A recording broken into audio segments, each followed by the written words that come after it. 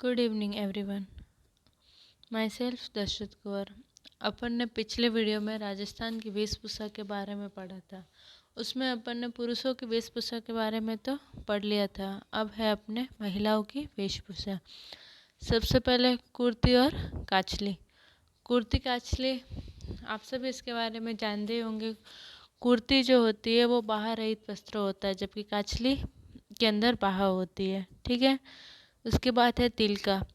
जो मुस्लिम महिलाएं होती है उनके द्वारा जो सफ़ेद रंग की वेशभूषा पहनी जाती है उसको तिलका कहते हैं। फिर बुर्खा। बुर्खा जो है वो मुस्लिम महिलाओं द्वारा ही पहना जाता है, लेकिन तिलका और बुर्खा में इतना फ़र्क है। तिलका सफ़ेद रंग का होता है जबकि बुर्खा काले रंग का। उसके बाद है पेशवाज।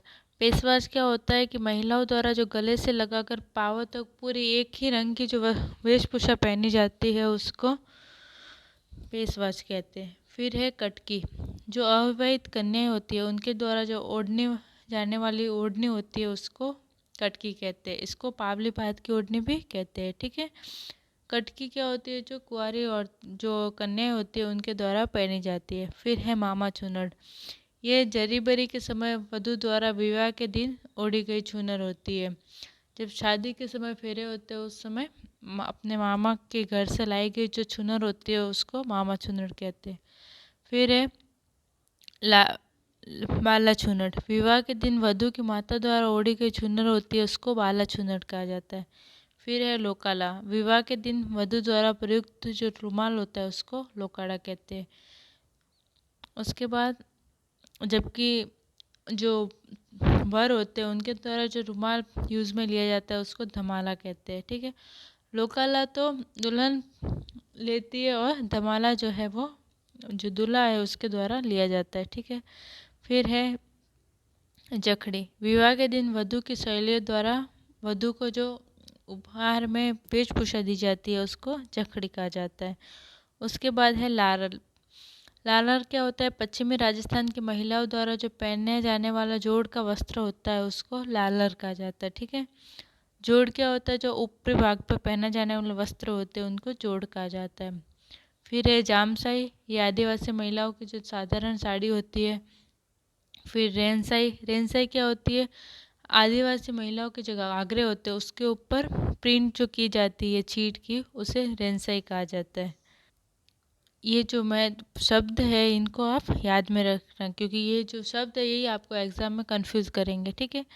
फिर है नांदना। नांदना क्या होता है? आदिवासी महिलाओं के जो घाघरे होते हैं उनको नांदना कहा जाता है। रेनसाई तो घाघरों की जो प्रिंट होती है और नांदना उन घाघरों को कहा जाता है। नांदना कहाँ के प्रसिद्ध है? ये भीलवाड़ा के। ठीक है। फिर है सिंदरी। सिंदरी क्या होती है? ये भील जनजाति द्वारा पहने जाने वाली लाल रंग की साड़ी होती है, जबकि फड़का कथोड़ी जनजाति की महिलाओं द्वारा मराठी अंदाज में पहनी गई लाल रंग की साड़ी। सिंदरी और फड़का दोनों लाल रंग की होती है, जबकि सिंदरी जो है वो भील जनजाति पहनती है, जबकि फड़का कथोड़ी जनजाति की महिलाएं पहनती है। फिर है पीरिया। भील महिलाओं द्वारा जो पीले रंग की वेशभूषा पहनी जाती है उसको पीलिया कहा जाता है। फिर खुसनी। अविवाहित कन्याओं द्वारा पहना गया विशिष्ट लहंगा जो होता है उसको खुसनी कहते हैं। इसका जो सबसे ज़्यादा प्रयोग है वो मीणा जनजाति की कन्याएं करती है। कब करती है? जब मेले का कोई अवसर होता है या फिर नृत्य के समय। फिर है आसनी। बंजारा जाति की कन्याओं द्वारा जब मछली नृत्य के दौरान पहनी गई वेशभूषा क्या कहलाती है? आसनी। ये बंजारा जनजाति जो है वो मछली नृत्य के दौरान पहनती है। उसके बाद आपके है लहंगा। लहंगा सभी को पता ही है। इसमें जो मेन बात याद रखने लायक है वो यही है कि 80 कली का जो लहंगा वो राजस्थान में प्रसिद्ध है और ये जोधपुर का प्रसिद्ध है। उसके बाद कछाऊ। महिला जनजाति जो होती है भील जनजाति के जो महिलाएं होती है उनका घुटनों तक जो पहना गया घाघरा होता है उनको कछाऊ कहते हैं। घघरी जो स्कूली छात्राओं द्वारा पहने जाने वाला वस्त्र है उसको घघरी कहा जाता है। पीला। पीला एक ओढ़नी का प्रकार है जो विशेष अवसर पर ओढ़ी जाती है। ये विशेष अवसर जलवा पूजन हो सकता है, कुआं पूजन हो सकता है। जब महिलाओं को संतान के रूप में पुत्र प्राप्त होता है तब भी वह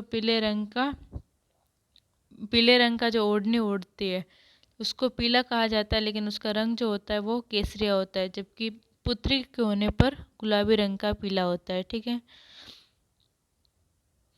पीला जो है ये ओढ़नी का प्रकार है। जब महिलाएं पुरुष को जो पुत्र को जन्म देती है तब तो वो उस पीले का रंग केसरी होता है, जबकि पुत्री को जब जन्म देती है तो पीले का रंग गुलाबी होता है। पीला पोमचा जो है वो शेखावटी क्षेत्र में प्रचलित ओढ़नी का एक प्रकार है, जिसका सबसे ज़्यादा प्रचलन जाट महिलाएं करती है। छोटे बच्चों के जन्म के समय जो वस्त्र पहना जाते हैं उनको पीला पुतड़ा कहा जाता है। ठीक है, आगे है चीड़ का पोमचा।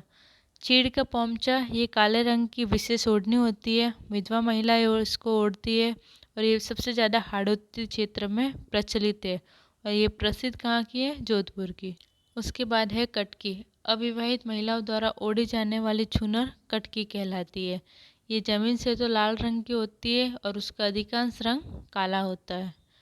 फिर हेमलारा। सिंजारा में महिलाओं को भेजे गए वस्त्र आभूषण के दिन ये सिंजारा जो होता है उसमें जब महिलाओं को वस्त्र भेजे जाते हैं उनको हेमलारा कहते हैं। उसके बाद लहरिया। लहरिया क्या होता है? ये कपड़ों पर तिरछी लाइनें होती है, इसको लहरिया कहा जाता है। ये ओढ़नी का एक प्रकार है। इसका सबसे ज़्यादा प्रचलन जो है वो श्रावण के महीने में किया जाता है। ये जो लहरिया है ये सुहाग का प्रतीक है। इसमें लहरिया पे अलग अलग प्रकार के होते हैं, जिससे मोठड़ा, धानड़ा आदि। ये मोठड़ा जो होते हैं इसमें क्या होता है कि क्रॉसिंग की छपाई होती है। ये आपको आगे दिखाई दे रहा होगा। लहरिया में तो सीधा तिरछी लाइनें होती है, जबकि जो मोठड़ा होता है वो उसमें क्रॉसिंग की लाइनें होती है। ये लाइनें एक दूसरे को आपस में काटती है। ये मोठड़ा जो है ये जोधपुर का प्रसिद्ध है। उसके बाद है धान का। धान के में भी तिरछी लाइनें होती है, लेकिन उनकी जो मोटाई है वो लहरिया से अधिक होती है। धान का कहाँ का प्रसिद्ध है? बूंदी का। और मोठड़ा जोधपुर का। उसके बाद समुद्री रंग का जो लहरिया होता है वो जयपुर का प्रसिद्ध है। आगे ये 4-5 और ओढ़नी के ही प्रकार है, जैसे कैरीपात, तारापात, ज्वारपात और लुंगड़ा। ये सारी जो है वे मीणा जनजाति की महिलाओं द्वारा ओढ़ी जाने वाली ओढ़नी है। जहाँ पे भी ये बात लिखा हुआ आता है तो समझ लेना वो ओढ़नी का ही एक प्रकार है। ठीक है, ये तारापात की ओढ़नी है। ओढ़नी पर जब चित्र बनाते हैं तो उसके बाद उसको पावली बात कहते हैं। ठीक है, ये सारी मीणा जो जनजाति है उनकी महिलाओं द्वारा ओढ़ी जाने वाले ओढ़नियों के प्रकार है। फिर है फुदड़ी। भील जनजाति की महिलाओं का जो सफ़ेद रंग की ओढ़नी होती है उसको फुदड़ी कहा जाता है। उसके बाद आपके है नांदना। नीले रंग की छीट के बीच में 6 फूलों की एक आकृति बनी जाती है, उसको नांदना कहते हैं। नीले रंग की जो फूलों की आकृति बनाई जाती है। ठीक है, ये राजस्थान का सबसे प्राचीन वस्त्र माना जाता है। जामसाई क्या होता है? हल्के लाल रंग की छीट होती है जो साड़ी बनाने में प्रयुक्त होती है। ये सारे जामसाई, रानसाई ये प्रिंट के प्रकार है। ठीक है, फिर है रेनसाई। ये लाल और काले रंग की होती है। जामसाई तो सिर्फ हल्के लाल रंग की होती है, जबकि रेनसाई लाल और काले रंग की छीट होती है। ठीक है, जो जोड़ के वस्त्र बनाने में इसका प्रयोग किया जाता है। उसके बाद तिलका। मुस्लिम महिलाओं के जो वस्त्र होते हैं उनको तिलका कहा जाता है। सदुकड़ी। ये महिलाएं जो होती है ये साध्वियों जो महिलाएं होती है उनके द्वारा पहनी जाने वाली वेशभूषा को सदुकड़ी कहा जाता है। उसके बाद है कोटा डोरिया। ये एक विशेष प्रकार की साड़ी है जो कैथुन कोटा की प्रसिद्ध है।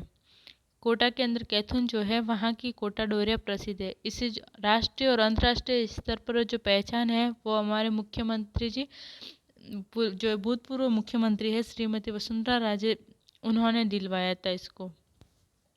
ये साड़ी पहनकर उन्होंने न्यूयॉर्क में कैटवॉक करके प्रथम स्थान प्राप्त किया था। इसी कारण इनको वुमेन टुगेदर अवार्ड से सम्मानित किया गया था।